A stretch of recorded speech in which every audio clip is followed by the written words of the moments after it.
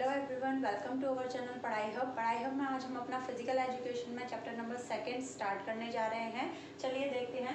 Chapter number 2 में आज हम पढ़ेंगे ओलंपिक्स के बारे में। तो यहाँ पर हम ओलंपिक्स के बारे में ओलंपिक्स के बारे में पढ़ेंगे, एंशिएंट ओलंपिक और मॉडर्न ओलंपिक। ठीक है, चलिए तो आज हम पढ़ते हैं सबसे पहले ancient Olympic games. Ancient Olympic games की अगर हम बात करें कि तो जो पुराने ओलंपिक गेम्स थे, अभी हम नॉर्मली ओलंपिक गेम्स देखते हैं जो ऑर्गेनाइज होते हैं।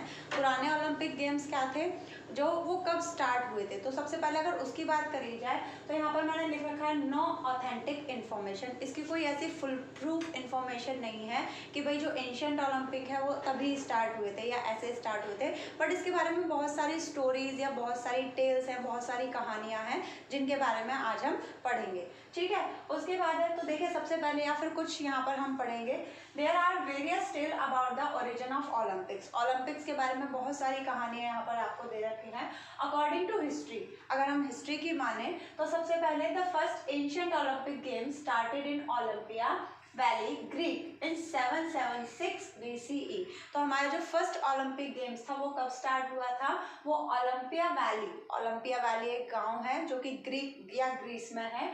कब स्टार्ट हुआ था, 776 बिफोर सेंचुरी, मतलब सेंचुरी से पहले 776 BC में स्टार्ट हुआ था।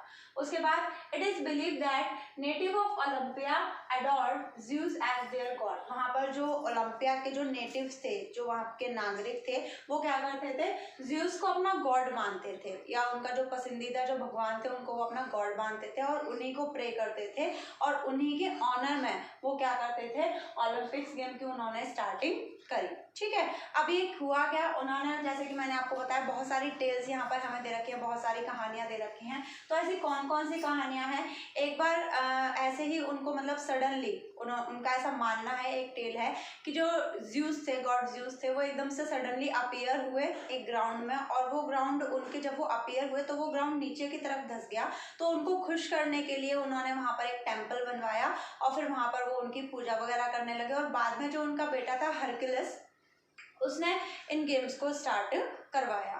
उसके बाद हमारा दे रखा है नेक्स्ट एक और स्टोरी है, August the king of Elis and Hercules. इन दोनों के बारे में, ऑगस्ट कौन था, किंग ऑफ एलिस, एलिस का एक राजा था, और हरक्यूलिस वही जो हम बता रहे थे जो ज़्यूस का सन था वो हरक्यूलिस था।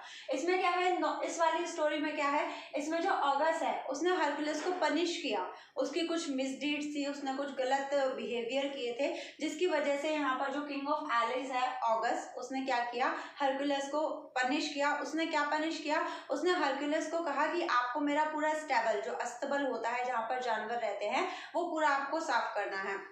हरक्यूलिस ने क्या किया, हरक्यूलिस ने कहा ठीक है मैं आपका काम कर दूंगा, बट आपको भी मेरी एक बात माननी पड़ेगी, जब मैं आपका पूरा काम कर दूंगा तो आपको मुझे अपनी एनिमल प्रॉपर्टीज का 1/10 पार्ट देना पड़ेगा। मतलब उसके पास जो यहाँ पर ऑगस्ट है, इसके पास जो किंग ऑफ एलिस का जो राजा है जो ऑगस्ट, उसके पास जितनी भी एनिमल प्रॉपर्टी थी, जितने भी जानवर थे, उसका 1/10 पोर्शन उसे किसको देना पड़ेगा, हरक्यूलिस को। तो यहाँ पर उस टाइम पर ऑगस्ट भी उसको एक्सेप्ट किया, उसने कहा ठीक है, अगर तुम यहाँ पर अपना टाइम से मेरे जो स्टेबल है, जो अस्तबल है, उसे अगर आप पूरा साफ कर देते हैं तो मैं आपको अपनी प्रॉपर्टी का 1/10 पार्ट दूंगा।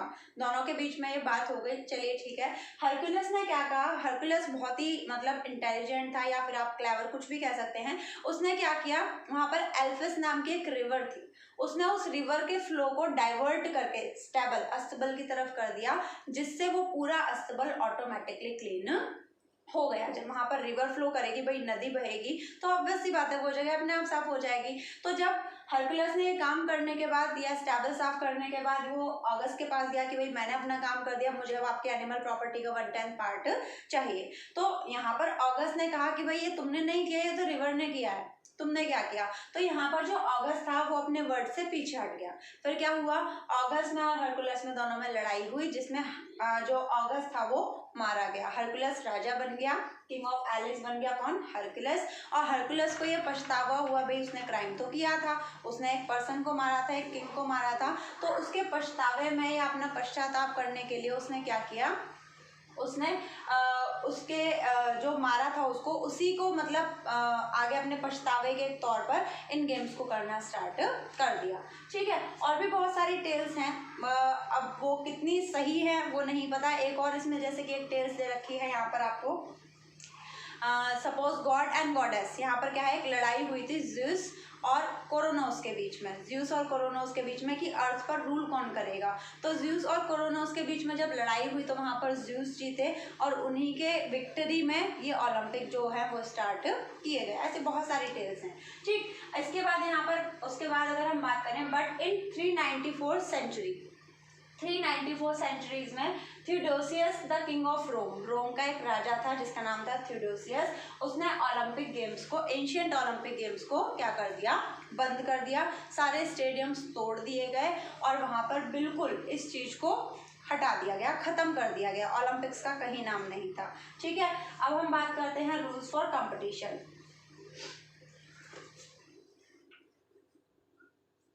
तो रूल्स फॉर कंपटीशन की हम बात करते हैं। रूल्स फॉर कंपटीशन में हमारा आता है कंपटीटर्स, ये जो रूल्स हैं वो एंशिएंट ओलंपिक्स के ही हैं। रूल्स फॉर कंपटीशन था कंपटीटर्स मस्ट बी ग्रीक, जो कंपटीटर्स हैं वो किसके होने चाहिए, ग्रीक के ही होने चाहिए। उसके बाद punish person were not allowed, जो पनिश पर्सन है या जो कोई सजा काट रहे हैं वो बिल्कुल भी अलाउड नहीं थे। उसके बाद आप अगर इसमें पार्टिसिपेट करते हैं ओलंपिक्स में तो आपको ओलंपिया में 1 मंथ तक रहना पड़ेगा, 1 मंथ तक। Womens were not allowed, womens allowed नहीं थी। अच्छा, अलाउड पार्टिसिपेट तो बहुत दूर है, उस टाइम पर वुमेन्स को ओलंपिक्स देखना भी अलाउड नहीं था। ठीक, इसके बाद आता है only amateur sports person could participate, मतलब अगर हम यहाँ पर बात करें अमेच्योर स्पोर्ट्स पर्सन का मतलब कोई प्रोफेशनल्स है, ठीक है, तो वो पार्टिसिपेट नहीं कर सकते क्योंकि वो अपने गेम में ऑलरेडी मतलब बिल्कुल ही प्रोफेशनल हैं, तो वो यहाँ पर पार्टिसिपेट नहीं करेंगे। सिर्फ इमेच्योर जो कैंडिडेट्स हैं, जो पार्टिसिपेंट्स हैं, वही यहाँ पर पार्टिसिपेट करेंगे। इसके बाद आता है modern Olympic games. Modern Olympic games की अगर हम बात करें तो देखिए मॉडर्न ओलंपिक, क्योंकि यहाँ पर तो थियोडोसियस ने उसे बंद कर दिया था। कब बंद किया था, 394 सेंचुरी में। स्टार्ट कब हुआ था, 776 बिफोर सेंचुरी में। इतना आपको याद रखना है, ठीक है। उसके बाद आपका है मॉडर्न ओलंपिक गेम्स। अच्छा, मोस्टली जो पूछा जाता है वो मॉडर्न ओलंपिक गेम्स पूछा जाता है। तो मॉडर्न ओलंपिक गेम्स का जो क्रेडिट है वो किसको जाता है, पियर बैरन डी कुबर्टीन को, जो कि कहाँ से थे, फ्रांस से थे। बट ये इनका जन्म कहाँ हुआ था, पेरिस में हुआ था ऑन 1 जनवरी 1862। क्लियर। इसके बाद आता है the first modern Olympic games were held in Athens in 1896। जो पहला मॉडर्न ओलंपिक गेम है, जो आज भी ओलंपिक्स होते हैं, उनकी मॉडर्न ओलंपिक्स की शुरुआत कब हुई थी, 1896 को। कहाँ पर, एथेंस में। ठीक, किसका मतलब किसको जाता है ये क्रेडिट, पियर बैरन डी कुबर्टीन को। ये जब पियर बैरन डी कुबर्टीन जब बड़े हुए तो जो इनके घर वाले थे वो चाहते थे कि ये आर्मी में जाएं, आर्मी ज्वाइन करें।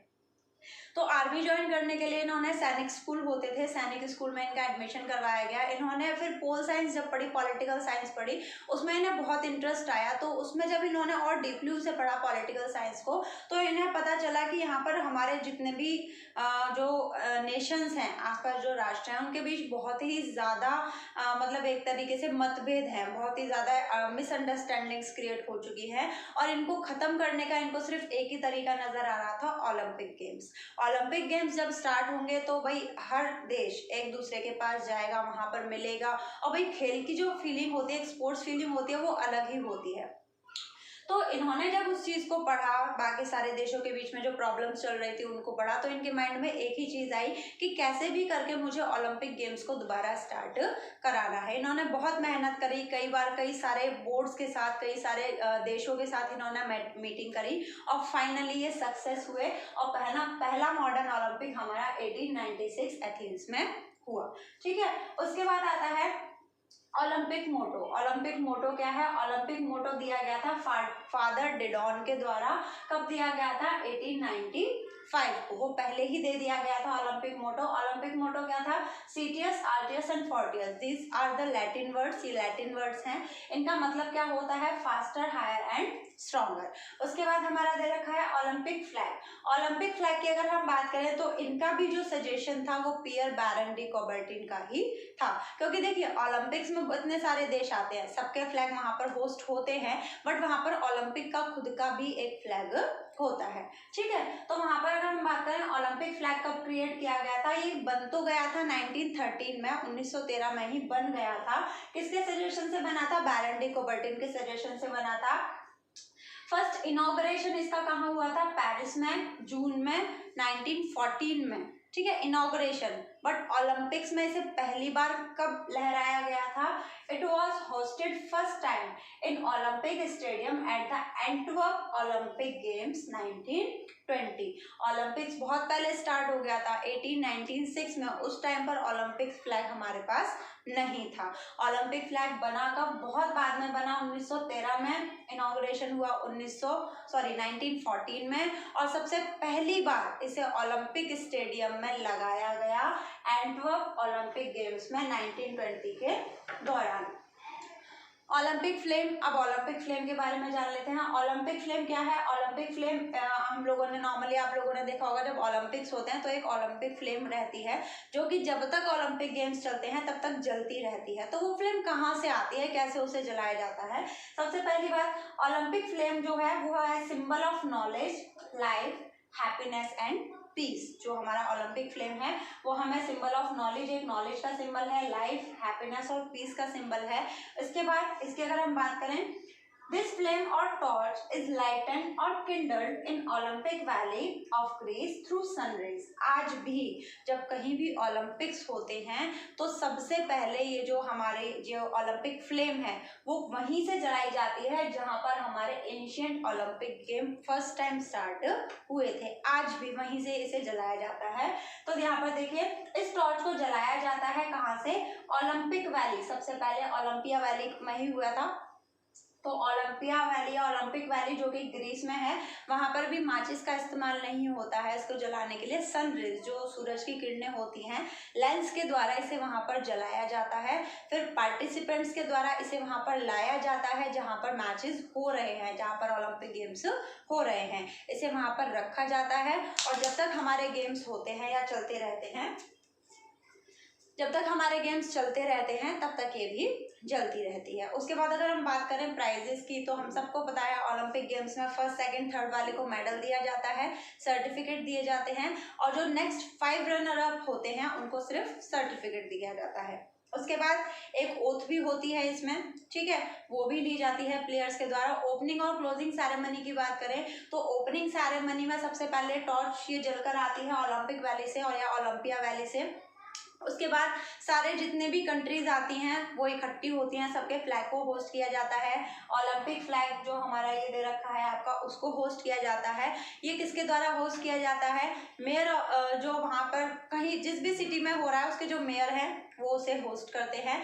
और उसके बाद जो हमारा स्टेडियम है उसमें क्या किया जाता है, जो IOC इंटरनेशनल ओलंपिक कमेटी के जो प्रेसिडेंट हैं वो अनाउंस करते हैं कि आज से हमारे ओलंपिक गेम स्टार्ट होते हैं। फिर जैसे जैसे इवेंट होते हैं वैसे वैसे हमारे गेम्स होते रहते हैं। Same as the closing ceremony, closing ceremony में सारी जितनी भी हमारी कंट्रीज हैं वो इकट्ठा होती हैं असेंबली में। उसके बाद प्रेसिडेंट, जो इंटरनेशनल ओलंपिक कमेटी के प्रेसिडेंट है, वो अनाउंस करते हैं कि आज के दिन हमारे ओलंपिक गेम्स को खत्म किया जाता है। उसके बाद ओलंपिक फ्लैग को उतारा जाता है, ओलंपिक फ्लेम को बुझाया जाता है और ओलंपिक सॉन्ग के साथ इनको सारे जो हमारे ओलंपिक गेम्स है उनको खत्म किया जाता है।